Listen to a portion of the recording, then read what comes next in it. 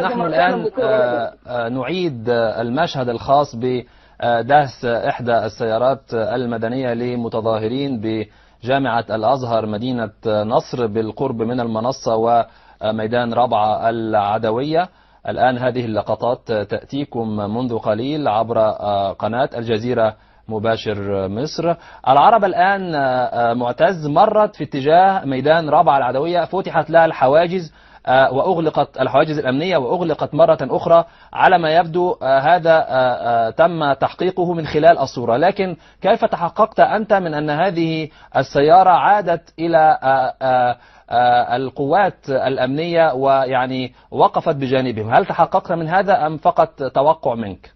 تابعنا بنظرنا السيارة عندما مرت، تابعنا بنظرنا عندما تم فتح الأسلاك الشائكة مخصوص لإمرار هذه السيارة. شاهدنا قائد السيارة يتحدث مع الضباط أو من يقف على هذه